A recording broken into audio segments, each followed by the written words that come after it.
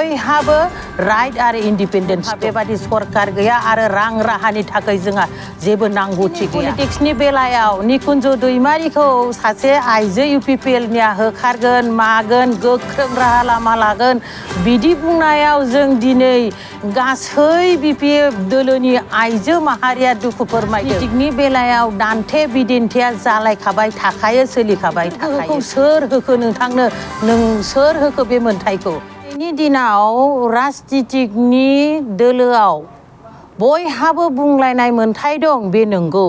खिन्थु दाखालि 9 अक्ट'खालि जाना थांनाय जोंनि कर्महाला महिलानि जुथुमाव जिल्लाया खुंनाय जुथुमाव जे बेयाव सासे जुगामि होननाय UPPLनि आइजोआ निकुन्ज दैमारिखौ गोबां खोथा बुंदों।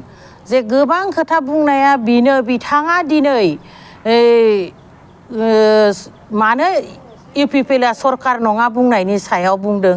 नंगौ गमायनो UPPLआ सरकार नंमारा जे नंमारा मानो बेयावनो रोखा फोरमान जे दाउ हांसो फिसा दाउ फिसा बोरमा फिसा अमा फिसा रानबानो जे बे न'खर न'खर साखरि होनाय सरकार जाया बेखौनो बुंनो थांदों बिथाङा जे जोंनि दिनैनि दानि लाइमोन सेंग्रा सिख्लासाफोरा गोरों रोंगौथि गियान लानाय सुबुंफोरा जे दिनै बे साखरि होननानै मोनाब्ला दिनै साखरिनि मोन्थायखौनो फोजोबस्रांबाय बिथांमोना। जे मोनसे समाव BPFनि जि सरकार दंमोन बेफोराव 4 ग्रेड 3 ग्रेड गासैखौबो होनो हानाय मोन्थाय आरो गोहोआ दंमोन। नाथाय बिथांमोनहा दाउ अमा न'खर न'खर राननानैनो सुबुङा जिउ खुंथों राहा लामा लाथों होननानै बुंदों बे नंखायथार। गोदो गोदाय आजै आजौमोननि दिननिफ्रायनो सुबुं माहारिया बेफोरखौ फिसिनानै जिउ आरो राहा खुंबोखानायखा बेखौ बिथाङा बुंनो गोनां जेबो खोथा गैया। बेखौ जों दाबो फिसिगासिनो दाबो फानगासिनो बेफोरखौ बेफार फालांगियावसो लायो जों सुबुं माहारिया।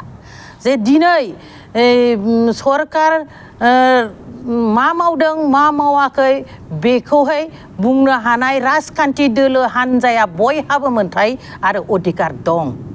जे दिनै जों बेखौनो दुखु मोनदों जिल्लानि आइजो बा जिल्लानि जुथुम खुंनायाव लोब लोब बाहागो लानायाव बिथांमोनहा नोजोर बोदों। बिथांमोना आरो सानैसोआ बुंबावदों 3 4ल'सो जादों होननानै। मानोथो बिथांमोना नयं सिङाव हाबनानै मानो नायासै 3 4मोन ना 7मोन?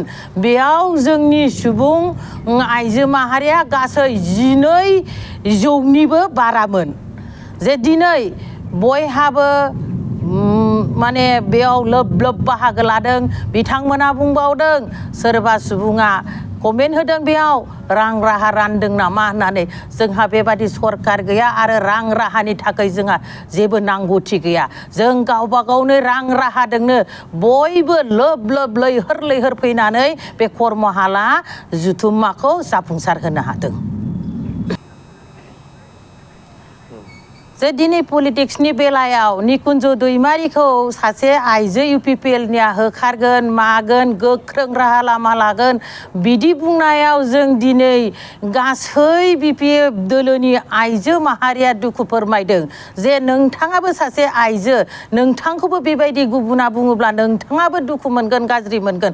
नाथाय बेबादिखौ जों रावबो बुंलायनांगौ गोनांथि गैया। राजनितिकनि बेलायाव दान्थे बिदिन्थिया जालायखाबाय थाखायो सोलिखाबाय थाखायो बे दानि नङा सिगांनिफ्रायनो सोलिबोखानाय। बिनिखायनो होखारलायनो हानाय सोरखौबा जुगुमलायनो हानाय बेफोर गोहोखौ सोर होखो नोंथांनो सोर होखो बे मोन्थायखौ? बयहाबो राइट आरो इन्डिपेन्डेन्स दं।